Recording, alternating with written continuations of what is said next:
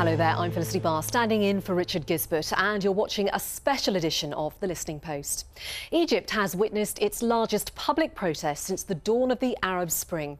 Millions gathered under a movement called Tamirod. It means rebellion, and their target was Mohamed Morsi, the country's first ever democratically elected president. He's now been removed by the army, but thousands of pro-Morsi voices continue to rally behind him. This may be a political story, but it's being told through the media. It was the state-run media machine known as Maspero that carried the army's ultimatum for Morsi to answer the people's demands. And as they arrested the president, they began silencing media outlets sympathetic to him. Top of the list was the Brotherhood's own channel, Misra 25. Then there's the Egyptian arm of the Al Jazeera network, Al Jazeera Mubasher Misra. Once a favourite of the crowds in Tahrir Square, it's now been shut down for a perceived pro-Morsi bias. Here at The Listening Post, we've been tracking Morsi's relationship with the media over the course of his year in power. Just as it was for Hosni Mubarak, Maspero became the mouthpiece for the Morsi government. But there were major changes to the independent media landscape. Numerous private outlets sprung up, unafraid to criticise Morsi and his Muslim Brotherhood backers. Their sensitivity to criticism led to 4 times as many charges filed for insulting the president in 12 months than during 30 years of Mubarak. Later in the programme, a feature on the demise of Egypt's first ever English language daily. But first, in the days leading up to the coup, The Listening Post spoke to prominent Egyptian media commentators about Morsi's relationship with the media and the state of journalism under the Muslim Brotherhood.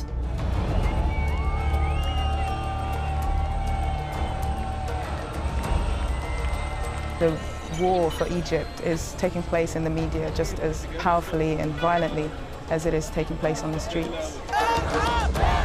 There is a very bright side that everybody in Egypt after Mubarak, after the revolution, says whatever he wants. The thing about the Brotherhood's policy towards the media is that it's exactly Mubarak's policy towards the media. There's really a lot of turmoil in the Egyptian media landscape, a growing identity crisis for the media and perhaps even for the country at large. Maspero, the complex in Cairo that houses the state-owned broadcast behemoth, has never been popular with Egyptians. But even its critics might reserve a bit of sympathy for the identity crisis it's been going through, switching political allegiance 4 times now in just over 18 months, serving the political master of the day. The toppling of Hosni Mubarak seems not to have taught anything to the editors at Maspero, nor Mohamed Morsi. One of the most legitimate criticisms you can make of President Morsi's administration and the Muslim Brotherhood in power is that they really haven't tried to reform the state propaganda machine. They just tried to co-opt it. They tried to get their own people in there. One of the main complaints coming from protesters in Tahrir Square has been that Mohamed Morsi ripped pages straight out of the playbook of Hosni Mubarak, trying to commandeer state media for his own ends. The first revolution, among its aims, was a free press. A free press meant many things, including the independence of the state-owned media. Did they move towards that? No. The Morsi government had insisted that change was on its way, but that transforming a state media apparatus that had served under decades of dictatorship would take some time. 60 years of dictatorship, 60 years of completely different era of dictatorship. It takes time to change. There should be nothing called state media afterwards. It should be independent, completely independent, yes. I mean, the state should not control the media anymore. Many Egyptians were not exactly holding their breath waiting for that to happen. Instead, they began turning to the alternatives on their remotes, and there are more now in Egypt than ever before. The independent/private networks in Egypt are a huge array of stations.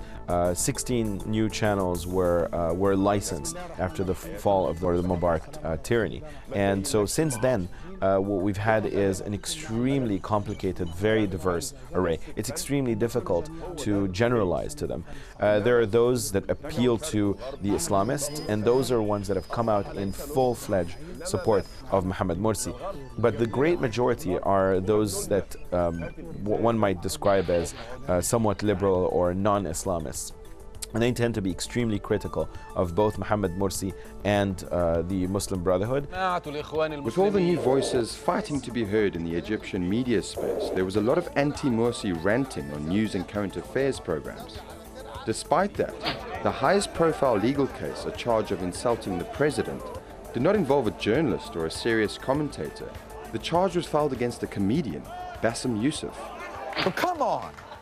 Charging Bassem Youssef with insulting Egypt and Islam? I know Bassem. Bassem is my friend, my brother. He's known as the Egyptian Jon Stewart, and I think he even embraces that. He, for the past year, has had a very popular show, and, you know, pretty much every Friday night you could find Bassem Youssef making fun of President Morsi in one form or another, in a way that tends to enrage the Brotherhood. He started off on YouTube at the beginning of the Egyptian Revolution, and then he was so popular that he got 2 TV shows in a row. And basically, he's widely seen as speaking with the original voice of the revolution. When Youssef was first summoned to court, government spokesman said the case had nothing to do with former President Mohamed Morsi, that the complaint was brought by a citizen, which Egyptian law allows, and taken up by a prosecutor who happened to be appointed by Morsi. In all, there have been 4 times as many charges for insulting the president filed in the last year than during 30 years of Mubarak. But the Morsi government insisted it was not to blame for the surge in such cases. First of all, it's a law which decides what is the limit of freedom of speech. Muslim Brotherhood has nothing to do with the judiciary in Egypt at all. Nobody from the Muslim Brotherhood are working in prosecution, so it's Egyptian prosecutors, Egyptian judiciary. Nobody buys that the government was entirely hands-off with this case. The campaign against Bassem Youssef has been going on mainly on the private Islamist-owned channels for months and months, and all of the people who are criticizing him are very closely aligned with the Brotherhood, if not members. And you can't really say that it's not in the interest of the government to silence someone like Bassem Youssef. The Bassem Youssef case was eventually thrown out, not by the Morsi-appointed prosecutor, but by the judge in the case. The former president officially distanced himself from the proceedings, citing the importance of freedom of expression, and pledged to withdraw all legal complaints brought against Egyptian journalists. The next time Youssef was on air, he was unrepentant, saying of the transition from Mubarak to Morsi, "I'm scared that we might have swapped a gang for a mafia." He also took a shot at Qatar, and by association Al Jazeera. Al Jazeera, particularly its Egyptian news channel Al Jazeera Mubashir Misr, has been criticized by many in Egypt for a perceived pro-Muslim Brotherhood bias. Last November, anti-Morsi protesters torched the channel's offices, angry at the amount of airtime given to the Muslim Brotherhood, and this past week it was one of the first channels military officials took off the air. Most of the guests that they invite on air who are critical of Mohamed Morsi are treated to a fairly rigorous attack and sometimes vilification. I mean, we understand that, you know, it's all about the opinion and the other opinion, but in some cases it appears as though there's only one opinion on Al Jazeera Mubashir Masr. We put those criticisms to the channel's managing director, Ayman Gabala. We receive criticism from all the parties, from Muslim Brotherhoods, from liberals, from leftists, from all the parties, and we measure this as a measure for our success. We are not pro to anyone, or we are not anti to a certain party. Simple statistics can tell you that we host roughly between 10 to 15 guests a day. We have the first opinion, and we follow it in another program with the other opinion directly. So we give the first one 1 hour, and the next one we give him the same time exactly. And this is normal, and this is our day-to-day business actually. The mud being slung in the Egyptian media has been omnidirectional. Pro-Muslim Brotherhood forces targeted privately owned channels whose political talk shows have been critical of the government. Back in March, protesters descended on the Media City complex in Cairo, where many of the private channels are based. Supporters of the Morsi government attacked cars containing journalists and the commentators they planned to put on the air. It was a form of vigilantism, and it was aimed directly at the media. The TV presenters that give them the most heartache, the most bother, are the more popular ones. journalists. You have Yusri Fouda's show, you have Reem Magid's show, you have Brahim Isa, you have, and of course, Bassem Youssef. And these people have not been pulling their punches. They've been revealing things that they would like not to be revealed, that they would like to remain hidden. This was mostly a protest against the private media, geared around Islamist protesters angry about what they see as an anti-Brotherhood, anti-Islamist bias. And they're right, there is a very heavily anti-Islamist bias among many of these channels. That doesn't, of course, excuse violent protests outside of Media Production City. It doesn't excuse intimidation of hosts and guests as they're trying to get in and out of Media Production City. That's kind of non-democratic. The answer is to start your own channel, which they have. In fact, they set up a number of channels, but all of them have now been silenced. For 63 years, between 1948 and the 2011 revolution, the Muslim Brotherhood was banned in Egypt. The group tried to work around that law, and so too did many journalists who, regardless of ideology, opposed the ban on the movement, taking risks to tell the Brotherhood's story. Ironically, it was those same journalists who found themselves being targeted under Mohamed Morsi. With Morsi deposed, Egyptian journalists found themselves once again in uncharted territory, and Egyptians in Tahrir back to square one. Our Global Village Voices now on Morsi and the media. After 1 year of the presidency of President Morsi, there is many television stations. There is the tools which enable everybody to have the media tools he wants to have, but we still see the domination of the major television stations by the private owners who have links to the previous regimes and use the media in the political game now. Many media personalities are spreading lies and rumors and fabricating stories instead of professional reportage. One of these journalists once told me, when it comes to Morsi and the Brotherhood, I'm a political activist, I'm not a journalist. On the other hand, some of the Islamist media outlets are also spreading inaccurate news about the opposition. Unfortunately, moderate voices are largely lost. You're seeing a lot of journalists ending up in court, such as the case with Bassem Youssef. Bear in mind, this was the case under Mubarak, but a lot of things have changed since then. I think that journalism is somewhat in danger at the moment, and if we don't do something about it soon, we're going to be seeing a lot of repercussions in the near future. In 2011, a year of revolutionary change in Egypt, the country's first independent English-language weekly, the Egypt Independent, published its inaugural print edition. The idea behind EI was to serve as an insightful digest of the country's dynamic times. It started life online as a digital sister publication for the country's flagship independent Arabic language paper, Al-Masri Al-Yum. Known for challenging the political status quo with contentious editorials, the paper blossomed during the revolution. It weathered the storms of both the military regime era and the initial stages of the Morsi government. But EI's days would prove to be numbered. In April, the paper was shut down. The editorial team say the last edition never even made it to print. Management cited financial reasons and not editorial concerns for the closure. But the journalists, a critical, questioning bunch by nature, say they have their doubts about that. The Listening Post's Flo Phillips now on a day in the death of the Egypt Independent. For the editor-in-chief of Egypt Independent, this was her last day in the office. Time to turn out the lights. This is the reporter's office, the production room. On a normal day, it would be a very busy room because this is where our print edition used to be produced. But as you can see, it's completely empty now. On April 16th, the Al-Masri Media Corporation, which published the paper, informed the editorial team the paper was being shut down for financial reasons.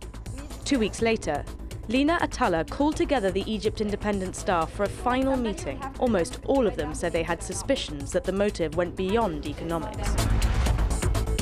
They're explaining it as a financial thing, as we are losing a lot of money, and it's just not financially viable to keep us going the same way that we are.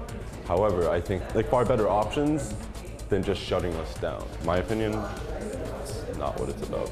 It was a frustrating thing. For me, I am considered a liberal in Egypt, and to start your decisions by taking some publications off the print is not something that makes you happy. Actually, it made me very sorry to do that. However, I took the decision because I think that was good for the institution, good for Al-Masri al-Yawm. Egypt Independent financially was not balanced at all. What we were hoping is that if this was purely financial reasons, a wise businessman would say, well, actually there is potential. The commercial team has failed, but the editorial team proved that they can do the job, and so let's keep this going for another at least 2 months, and maybe they can reach their target. We pushed the management to give us time to rescue the paper, and we put together a very coherent and kind of energetic, rescue plan. They said, first of all, that we will increase significantly the circulation. They didn't. They never exceeded the 500 circulation mark. They really brought 170 subscriptions. That was the increase that they got. That was not closing any gap.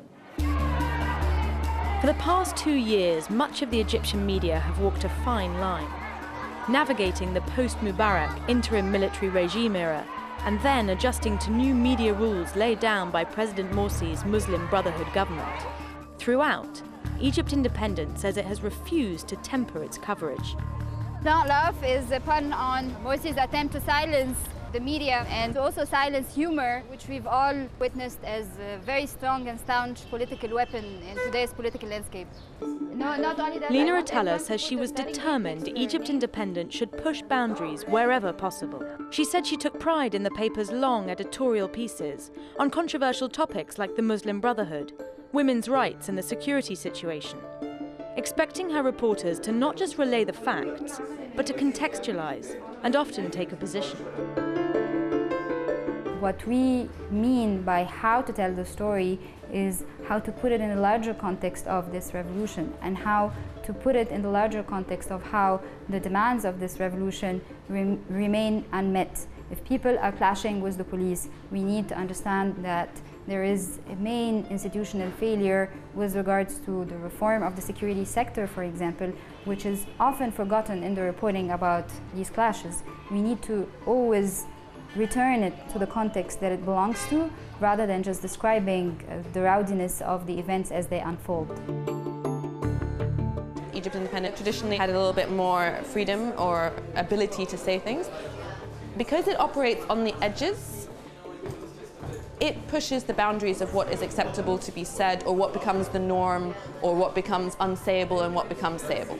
It's in-depth, it's analytical, it's very nuanced, and this kind of reporting, the Arabic dailies don't have either time to do it, or they're not interested in doing it, or they don't do it well because maybe the journalists there don't get enough training, or their level of professionalism demanded from them is not the same as that is demanded for English language media. Here the problem, it was an English reading publication in Egypt. Egyptians read Arabic. Some of it was appealing, some of them were good stories. They have good investigative talents in their work, but that could be only in a different type of market. Many people talked with me about Egypt Independent, and they told me it is a good paper, and I told them, did you subscribe to it? I mean, did you pay money for it? They didn't. In the wake of Mubarak's departure, dozens of fledgling publications sprung up. The market became saturated, and it was only a matter of time before some of the new outlets fell by the wayside. The end for Egypt Independent was not pretty. Not only was the paper closed down, but its final print edition was deemed so inflammatory by Al-Masri al-Yawm, the parent company banned the paper from going to press. The EI team put it online anyway. That was a flagrant act of self-censorship. The 50th edition never made it to print because it had a strong element of institutional critique, whereby we questioned the management about the decision to close Egypt Independent. It was mostly full of an institutional critique of Al-Masri al-Yawm as an institution and what went wrong. So It's that level of objectivity and that level of freedom of expression that's kind of boundless. For young, bright, urban Egyptians, Egypt Independent was asking the right questions. But there are some, especially in management, who felt the paper pushed too hard. They argue that Egyptian politics is at such a sensitive stage. New media outlets should be building bridges, not burning them. People here are complaining that, okay, well, the media, there's no freedoms. It bows to like certain interests. It's not some media here, it's all media, and the people who cause it they don't realize the problem. To them, this is just how things are done. So before you even start to change anything, there needs to be massive, massive re-education. Egypt Independent said it tried to be part of that re-education. It failed, but its editor-in-chief remained optimistic, and this past week she launched a new, independent online publication, Madame Masra.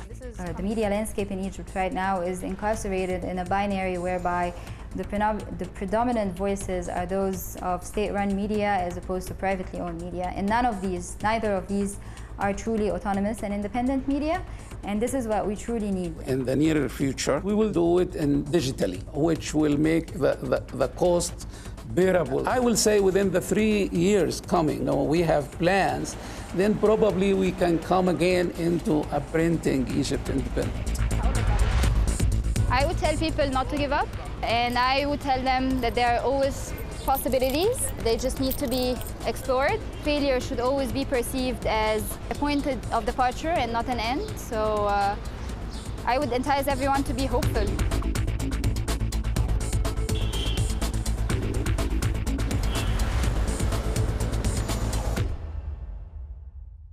More Global Village Voices now on the end of Egypt Independent. I don't agree with the company's citation of financial reasons for the newspaper's closure. The journalists were nearly reaching their goals and discovering great potential for financial sustainability by, for example, local and international subscriptions. The management didn't give the team any extra time or help. I really believe that Egypt Independent shut down for financial reasons. I can't see why the owners and those in charge would accept being told shut down, and they would take it sitting down and protect the government. So no, I can't imagine that the owners would have closed down and kept quiet about it. The closure of Egypt Independent, the significance lay more in the fact that this was an English language newspaper with very brave editors, which consistently pushed the political boundaries in a way that the Arabic media, for whatever reason, often haven't been able to do. I'm not sure we can say yet that the closure of Egypt Independent has diminished the scope for independent media in the country, but it's certainly made finding independent, reliable and trustworthy voices on Egypt that bit harder. We've often talked on this programme about how political satire manages to go where traditional journalism dares not. That's why the TV viewing public sometimes relies more on comedians than reporters to speak truth to power. Earlier we talked about Bassem Youssef, thorn in the side of the overthrown Morsi government. His show, El Barnameg, or The Programme, is modelled on Jon Stewart's Daily Show in the US, and recently Stewart paid his Egyptian counterpart a visit in Cairo. When it comes to jokes about freedom of expression, neither of them has been lacking material. We leave you with part of their exchange, and we'll see you next time at The Listening Post. Ladies and gentlemen, Jon Stewart! You are, of course, one of the most, I mean, I've just known you, and I've read that you're some sort of a satirist in the United States. Yes, I am the comedian of sorts. And the thing is, does satire puts you, gets you into trouble? I mean, what about the love you get from the people? I'll tell you this, it doesn't get me into the kind of trouble it gets you into. I get in trouble, but nowhere near what happens to you. It is, I do Bassem's job in a country that has carved out already. It is settled law. Satire is settled law. Governments have realized that jokes, if your regime is not strong enough to handle a joke, then you don't have a regime. Because it is not, you have to be able to handle anything. A joke is a joke. You may say that as an insult, and they say, there's an expression, I don't know if you have it, adding insult to injury. Yes, maybe it is an insult, but it is not an injury. A joke has never ridden a motorcycle into a crowd with a baton. A joke has never shot tear gas to a group of people in a park. It's just